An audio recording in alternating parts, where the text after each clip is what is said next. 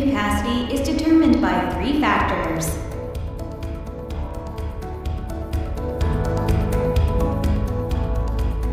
Factor 1 is crane strength. This indicates the strength level of a crane. When the load weight exceeds the rated crane strength capacity, the crane will be damaged.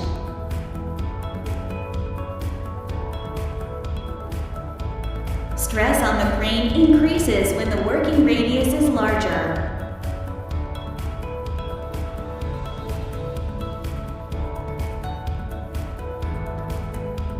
Crane strength is largest when the boom is fully retracted. As the crane boom extends, crane strength decreases. When lifting a load of 700 kilograms, the working radius limit is 6 meters. If the working radius exceeds 6 meters, the crane may be damaged. In the same way, when working radius 6 meters, the lifting load limit is 700 kilograms. If the lifting load becomes 800 kilograms, the crane may be damaged.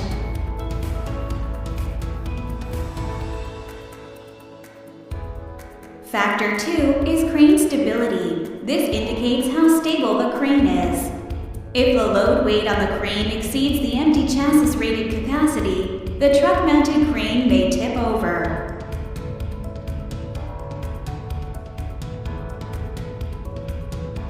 Crane stability decreases when the working radius is larger. When lifting a load of 300 kilograms, the working radius limit is 10 meters. If the working radius exceeds 10 meters, the crane may tip over.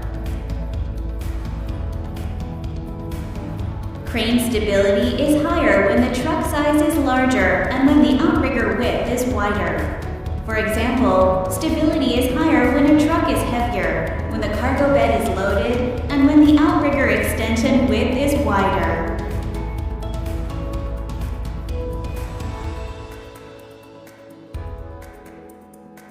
When the truck size, load weight in the cargo bed, and outrigger extension width are all the same.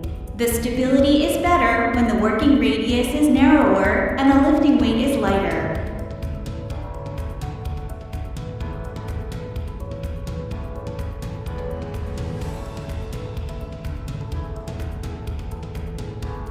The stability can decrease significantly during unloading work, even when the weight being lifted remains the same. Factor 3 is the capacity of the hoisting devices. The winch has a physical capacity limit, and there's a limit to wire rope strength as well. Therefore, the capacity of hoisting devices consisting of a winch and wire rope is determined as shown here.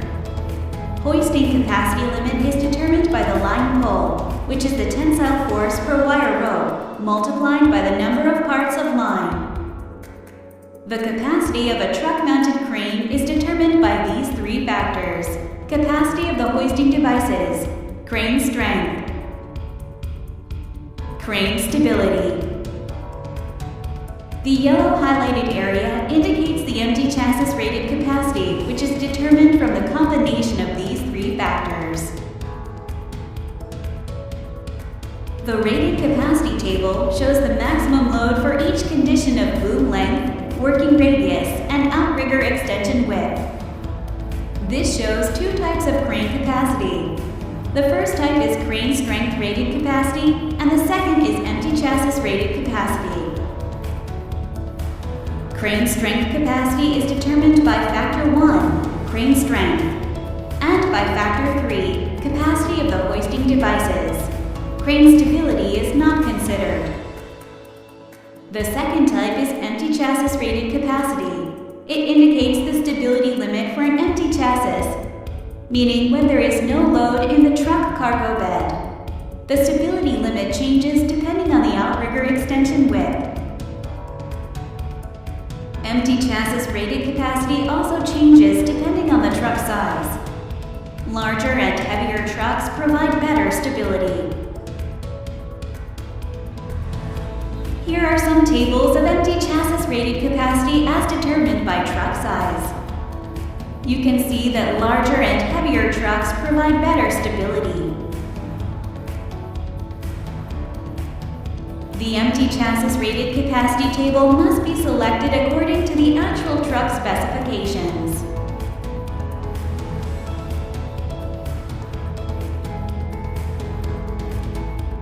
Note that the empty chassis rated capacity is determined for conditions where there is no load in the truck cargo bed.